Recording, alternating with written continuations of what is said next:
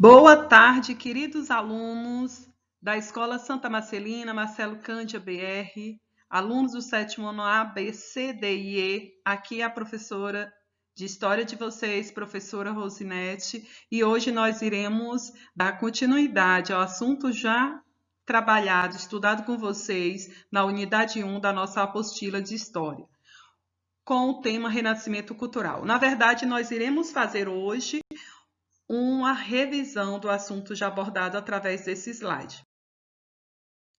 Para compreendermos melhor o que foi o Renascimento, é importante a gente retomar um pouquinho sobre os seus antecedentes, ou seja, as causas, o que ocasionou o Renascimento cultural. O que aconteceu de tão importante na história antes do Renascimento que configurou mais tarde este Renascimento cultural.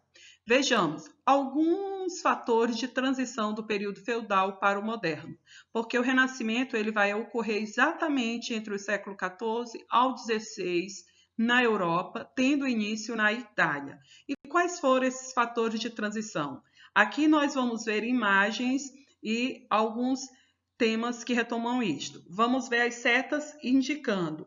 Um dos primeiros fatores foram as cruzadas, que foi, na verdade, aquelas expedições militares organizadas inicialmente pela Igreja Católica, que ocorreu entre o século XI ao século XIII, que tinha como objetivo inicial a retomada de Jerusalém, que estava sob o domínio dos muçulmanos. Aqui vocês vão ver duas imagens, a imagem dos cruzados entrando em batalha e o mapa das 8 cruzadas aqui, para vocês terem uma ideia de como aconteceu. E nós já estudamos sobre isso, é claro, né? A segunda imagem, aí nós vamos ver a seta indicando renascimento do comércio e os burgos e a burguesia. O renascimento do comércio ele foi muito importante para que houvesse mais tarde o renascimento. Por quê? Porque foi através desse renascimento comercial, desse desenvolvimento comercial que ocorreu por conta. Qual foi a causa principal desse renascimento do comércio? Quem recorda, vamos lá. Ah, sim, foi por conta dos excedentes da produção agrícolas. Vocês recordam aqueles excedentes, aqueles produtos que sobravam nos feudos, que serviam para troca por outros produtos nas cidades medievais, impulsionou, desenvolveu o comércio. Então, esse comércio ele foi impulsionado, ele foi, na verdade, motivado por conta desses excedentes da produção agrícola. Daí é que vai surgir os burgos, que são as cidades medievais, e mais tarde surge a burguesia. Aí vocês estão vendo aí dois burgueses, um casal de burguês utilizando as moedas, que naquele período ela começou de forma bem tímida e depois ela tornou-se mais utilizada no mundo moderno. Daí vocês vão ver que esse renascimento do comércio e os burgos e a burguesia resultou no renascimento das ideias greco-romanas. Por que as ideias greco-romanas? Porque, na verdade, o renascimento ele sofre muita influência da cultura greco-romana, tá? Que era uma cultura, a cultura clássica, né, dos gregos antigos. Aí vocês vão ver uma imagem totalmente renascentista, né? Onde nós vamos ver o homem vitruviano, Leonardo da Vinci, o estudo da anatomia humana, algumas imagens que retratam o Renascimento. Corporações de ofício ou guildas. Eu estou trabalhando com vocês o assunto que tem na apostila de vocês, gente. As corporações de ofício ou guildas também elas foram consideradas fatores para o desenvolvimento renascentista mais tarde. Essas corporações de ofício nós já estudamos anteriormente. Eram exatamente associações de trabalhadores de um mesmo ramo de atividade profissional. Tá? Eles eram organizados, na verdade, em corporações de ofício ou chamado guildas. Qual era o principal objetivo destas corporações? O principal objetivo delas era controlar a produção e evitar a concorrência. Por conta disso, se organizavam como se fosse os sindicatos de hoje, sindicatos de médicos, de professores, entre outras coisas, cada um organizados com a mesma atividade profissional. Estas associações serviam para defender os seus direitos e interesses trabalhistas e econômicos. Cada profissional contribuía com a taxa para manter essa associação, como ainda hoje acontece. Elas eram bem organizadas e existiam seguidores e categorias. Quem estava no topo destas corporações era o mestre de ofício, pois ele era o dono da oficina e ele tinha muita experiência no ramo em que atuava. Abaixo dele vinha um oficial, que era uma pessoa mais especializada, que tinha grandes conhecimentos também do ofício, tá? E recebia salário por exercer a sua função.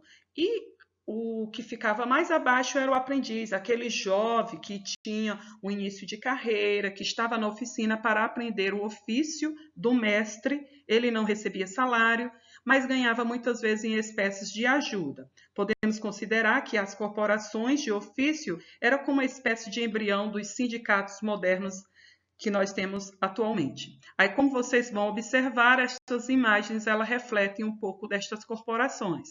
Aí vamos ver corporações alimentícias, corporação aqui de ferramentas, a outra corporações de sapatos e outra corporação, vamos imaginar, de joias. Ansas ou ligas. As ansas ou ligas é o que também nós vamos ver no nosso livro. Ocorriam por conta das feiras medievais. Nas feiras medievais apareciam os comerciantes de diversas partes do mundo. Para evitar-se que passasse de a perna na outra, né? Foi utilizado a criação dessas ansas ou ligas, tá? Que por conta da contínua tentativa de cada um passar a perna no outro, foram criado isso, que consiste na associação de cidades que procuram proteger seus integrantes. Nós vimos anteriormente as corporações de ofício, que eram associações de associação de grupos de trabalhadores de um mesmo ramo de atividade profissional, no caso, e aqui as ansas ou ligas eram organizações de cidades, né, que foram organizadas para que as cidades protegessem os seus integrantes.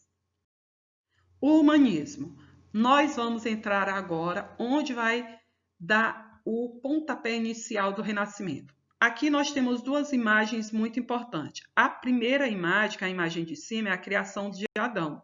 Essa criação de Adão, ela foi desenvolvida pelo artista chamado Michelangelo, que é um italiano, e ele desenvolveu esta arte no teto da Capela Sistina. Abaixo nós temos o Homem Vitruviano, que é uma obra de arte também do famoso Leonardo da Vinci, também italiano.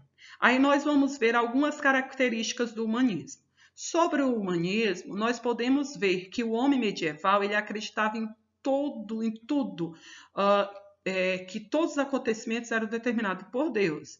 Por quê? Porque a própria Igreja Católica ela defendia esta ideia, né? Alguns intelectuais insatisfeitos com isso criaram um movimento conhecido como humanismo. Então, eles utilizavam a civilização da antiguidade clássica, que é o retorno da cultura ou da arte greco-romana, como inspiração. O ser humano ele passou a ser o centro de tudo, onde nós vamos ver no antropocentrismo, a natureza, o ser humano e cultura da antiguidade clássica e uso da razão foram bases para o humanismo. Nesta página aqui, nós vamos ver o casal Arnolfini de Jan van Eyck, que é um holandês, né, um flamengo, na verdade. Aí vocês vão ver isto no livro de vocês, na apostila, no caso, na página 413. Essa ficha aqui é uma ficha técnica que vocês estão vendo sobre a obra do casal Arnolfini, que é uma obra de arte de Jan van Eyck. É considerado uma das obras mais brilhantes renascentistas dos Países Baixos, né, o Flamengo, que vocês vão observar os detalhes riquíssimos desta obra. Eu já falei sobre ela num áudio explicativo, quando eu passei para vocês, e vocês vão ver as riquezas dos detalhes desta obra, gente.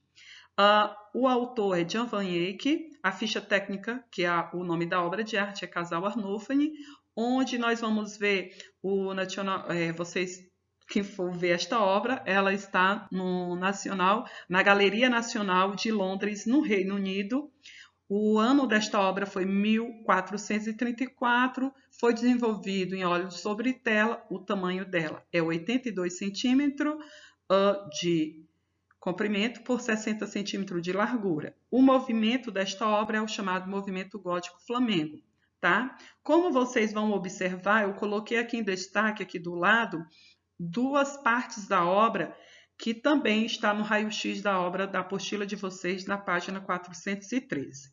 A parte da obra que nós temos em cima é a parte onde está escrito Van Eyck esteve aqui. E embaixo nós vamos ver o reflexo no espelho, que além do casal Arnolfini, aparece também o pintor e uma outra pessoa que seria uma representação da igreja, que é uma freira. Uma freira e o próprio pintor que aparece aí. Renascimento cultural. Bom, pessoal, quais são as principais características do Renascimento? Antes de entrarmos nas características, é necessário voltar no conceito básico de Renascimento. Renascimento cultural. O Renascimento cultural é conhecido como um movimento de renovações, tá? Culturais, renovações artísticas, culturais, políticas, econômicas, intelectuais, ocorrido na Europa entre o século XIV ao XVI, tendo início na Itália. Ou seja, começou na Itália este grande movimento de renovações, de novas ideias. E começou na Itália no século XIV até o século XVI. Mas, como a gente vai perceber, o renascimento cultural ele vai influenciar toda a Europa.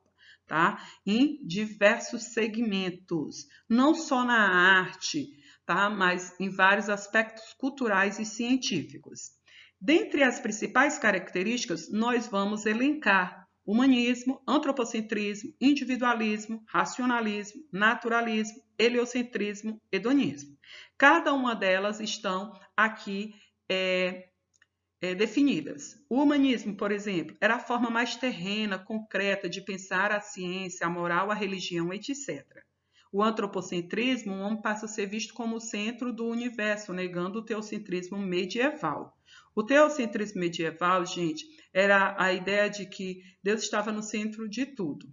Quando eu falo nessa questão, nós estamos falando num pensamento religioso daquele período, tá? O individualismo era a valorização da capacidade de criação e espírito de competição. Eu só vou retomar a questão do antropocentrismo. O antropocentrismo homem passa a ser visto como o centro do universo, negando o teocentrismo medieval. Eu quero deixar claro aqui para vocês que não há negação de Deus, tá? Deus, ele é conservado nas mentes até dos renascentistas. Eles não negaram a presença de Deus, eles não negaram o poder de Deus. Compreendido? Tá? Deus, ele continua sendo Deus e a crença, a fé nele ainda é preservada no Renascimento, tá bom? Aqui a questão é a questão do pensamento medieval, que as pessoas eram impedidas de pensar de outras formas, tá? Mas em momento nenhum é negado a presença de Deus. Compreendido? Então, voltando, né? Nós temos o individualismo, a valorização da capacidade de criação e espírito de competição, racionalismo, sobreposição da ciência, porque vai colocar a experiência, o estudo que era feito na ciência sobre as fé e dogmas, porque naquela época não era possível realizar experimentos científicos. Tá? Então, o racionalismo ele vai se sobrepor na ciência. O naturalismo, a preocupação em retratar fielmente os homens e animais nas artes, em detalhes anatômicos, porque na obra renascentista, o artista ele buscava trazer a obra o mais próximo possível da realidade. O heliocentrismo, como nós também já estudamos, é o Sol visto como centro do universo, contrariando a concepção geocêntrica de Ptolomeu. O heliocentrismo é criado por Nicolau Copérnico, tá? E aí ele combate e contraria a ideia da concepção geocêntrica de Cláudio Ptolomeu, que era um grego. O hedonismo, nós vamos ver a valorização dos prazeres do corpo e do espírito, a valorização dos prazeres sentidos. É por isso que enaltece na obra renascentista a questão do corpo, a valorização do corpo, tá ok? Continuando, gente, porque eu estou passando o slide conforme está na apostila de vocês. O slide ele foi criado conforme a apostila. Algumas coisas a mais, mas está fundamentada na apostila. Então, nós vamos ver o mapa do mundo, conhecido por Isidoro Servilha. Este mapa ele foi desenvolvido no século VII depois de Cristo. Vejam, na página 415 da apostila de vocês, nós temos a expansão europeia. E nesta página nós temos este mapa. O que retrata este mapa? Vejam, este mapa ele está em forma de T, né, com um círculo e o T no centro. Bem no centro, nós vamos ver que, na verdade, este mapa, como naquele período não se tinha o conhecimento de outros continentes, como a América e a Oceania, este mapa ele agrupa somente 3 continentes. A Ásia, que é o continente maior, fica sobre a Europa e sobre a África. Aí a Ásia nós vamos ver que era exatamente onde existia as chamadas Índias Orientais. Abaixo nós temos a Europa e a África. Vejam que dentro da Ásia nós temos um nome. Este nome, na verdade, é o Sem.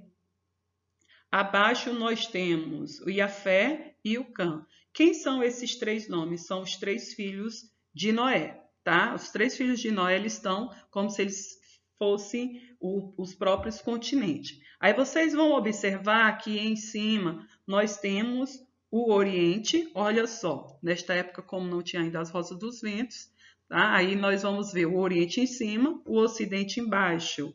E do lado direito nós vamos ter o Norte e do lado esquerdo nós vamos ter o Sul. Olha que interessante este mapa, tá, pessoal? Dando continuidade também, que é exatamente o assunto que nós temos na nossa apostila, nós vamos ver uma comparação entre os pensamentos medievais e renascentistas.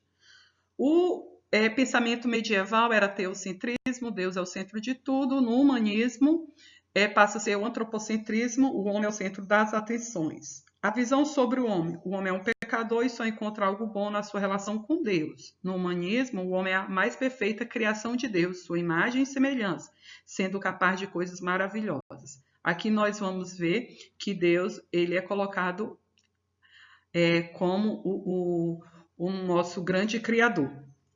A visão sobre o conhecimento medieval. Tudo que acontece na natureza deve ser explicado como desígnio de Deus. Explicações são buscadas na fé. No humanismo, a natureza ela deve ser explicada por suas próprias regras, que podem ser descobertas através da experiência e investigação. No caso, a questão dos próprios estudos que ocorrem hoje. Aqui nós vamos ver 2 imagens. Essas 2 imagens vocês podem observá-las na página 417 da apostila de vocês. A primeira imagem, vocês estão vendo o quê? O Sol lá no centro. Olha só, o Sol é o centro do universo e todos os planetas estão ao seu redor. Então, esta imagem, ela reflete exatamente a teoria heliocêntrica, tá? O sistema heliocêntrico de Nicolau Copérnico, que foi desenvolvido no ano de 1543. Como vocês podem observar, a ilustração do sistema solar no manuscrito de Copérnico na obra das Revoluções das Esferas Celestes. Isto realmente foi... Esta imagem ela foi feita no ano de 1543, quando houve a teoria heliocêntrica, né? Criada por Nicolau Copérnico, mas ela foi estudada e analisada depois por Galileu Galilei. Ao lado da imagem, nós estamos vendo a ilustração de André Vesalius na obra da Organização do Corpo Humano. Por que isto? Porque nós vamos ver os avanços científicos também no Renascimento. O Renascimento também foi um movimento de renovações científicas, como nós vamos ver a teoria heliocêntrica e nós vamos ver também o avanço na medicina, quando foi possível se estudar um pouco mais sobre a anatomia humana.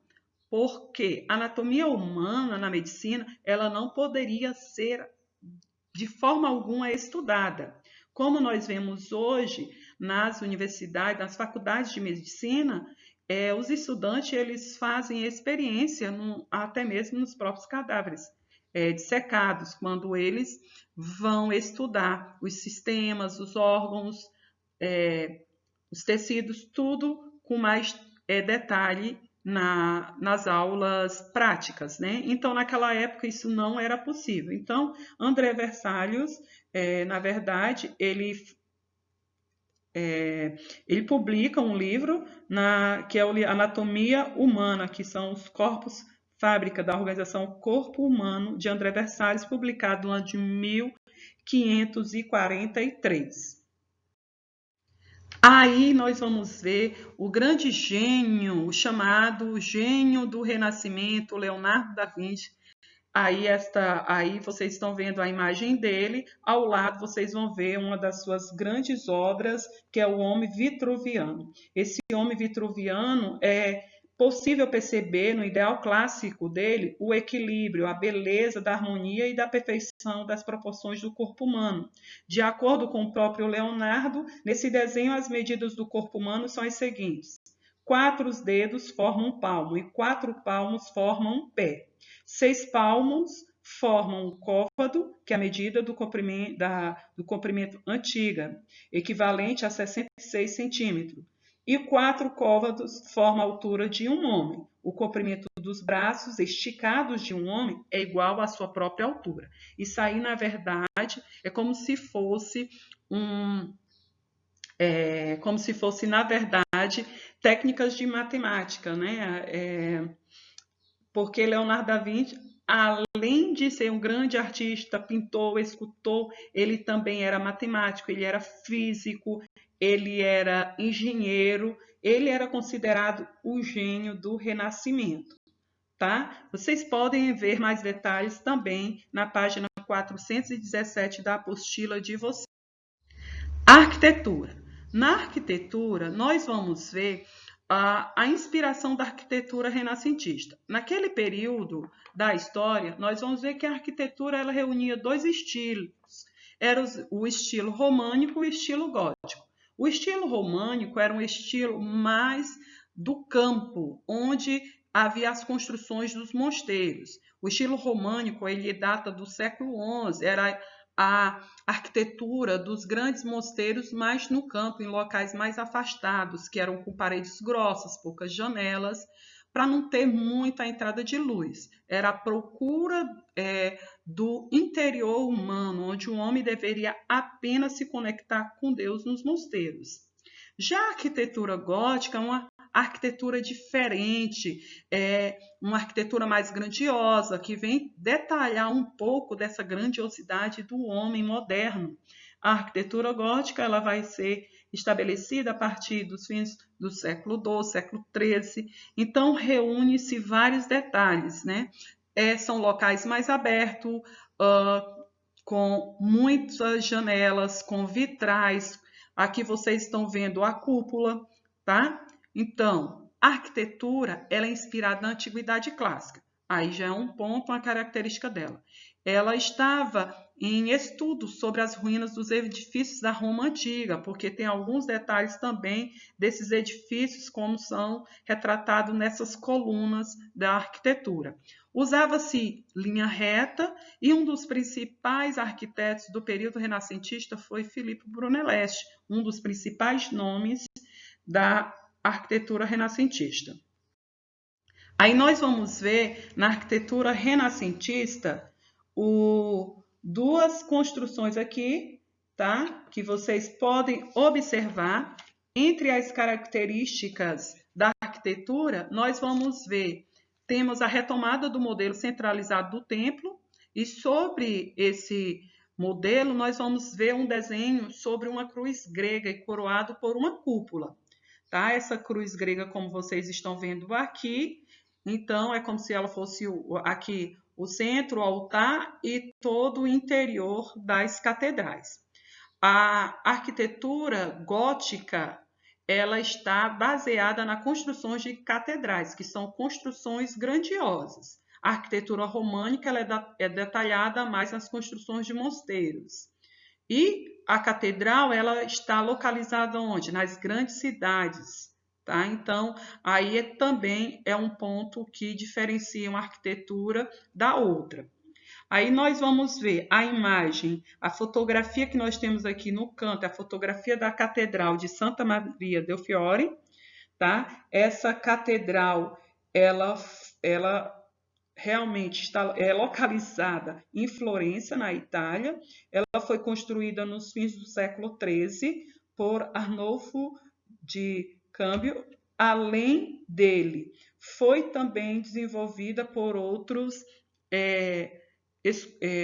arquitetos também, como Filippo Brunelleschi e outros mais. Tá? Ela é conhecida como a quinta catedral mais famosa e foi concluída no ano de 1359. Como vocês vão ver, essas duas imagens refletem a catedral. Observem a opulência da catedral, os detalhes da catedral, gente. Todos os detalhes eles são muito importantes para que vocês possam observar a diferença de uma arquitetura para outra, tá? Os vitrais que ocorrem em todas as catedrais, nos janelões das catedrais, a porta de entrada, que é uma porta maior, tá? E a cúpula, que fica bem no centro da catedral, como vocês podem observar aqui o desenho sobre uma cruz grega, que é coroada pela cúpula, que é onde o sacerdote, o bispo, ele realiza as suas celebrações. Aqui nós vamos ver outra grandiosidade, aqui já é do próprio Renascimento mesmo, que é a construção da Basílica de São Pedro. Esta Basílica de São Pedro, vocês estão vendo a imagem da Basílica por fora e a imagem por dentro da Basílica. Essa Basílica de São Pedro, ela foi construída, gente, por cima de uma outra basílica, de uma catedral, uma igreja que foi construída por Constantino, tá? No ano de 319, quando ele reconheceu o cristianismo como religião do império. Tá? Ele reconheceu os cristãos.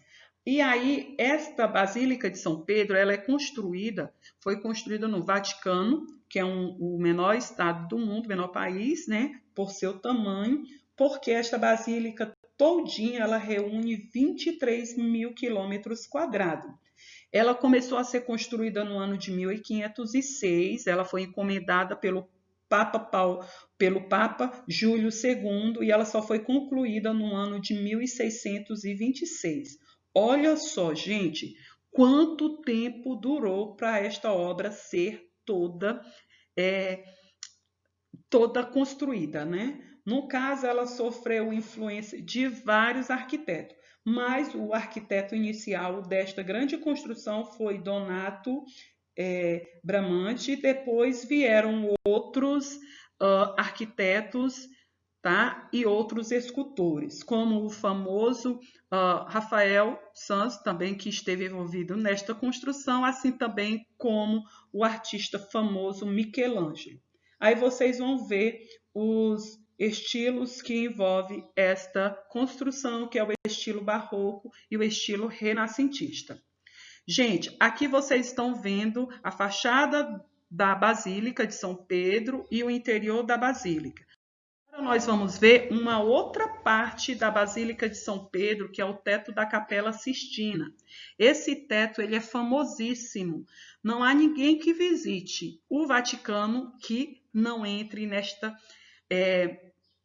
capela para ver as riquezas dos detalhes do grande escultor e pintor Michelangelo.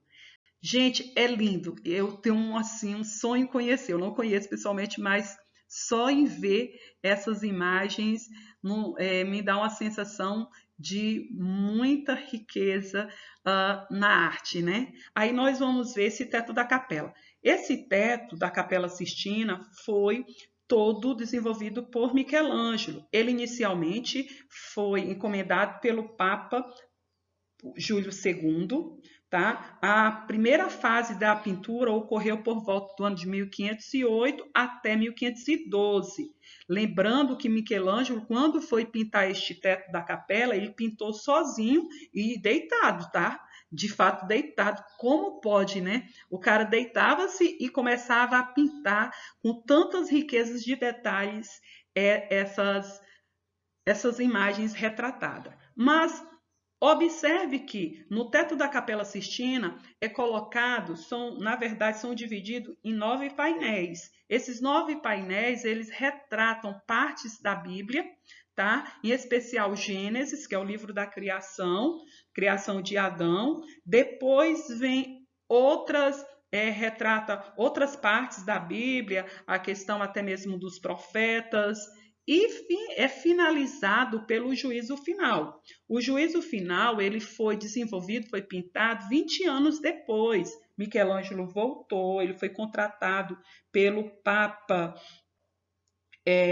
Papa Clemente VII e depois foi finalizado com o Papa Paulo III. O juízo final foi começado no ano de 1536 e foi concluído apenas em 1541. Então,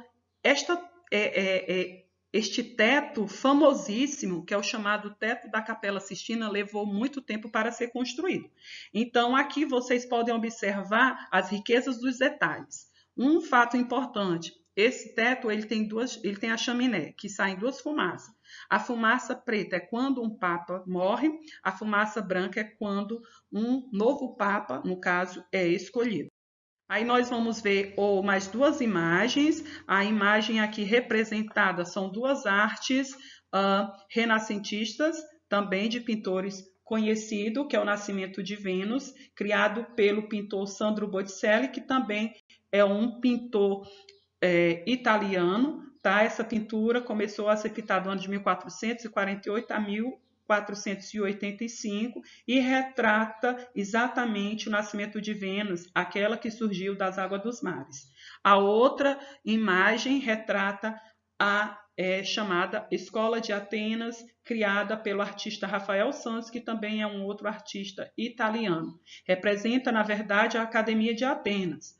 Foi iniciada no ano de 1509 e concluída no ano de 1511. Lembrem-se que detalha a importância do equilíbrio, da filosofia, da vida dos intelectuais da Grécia Antiga.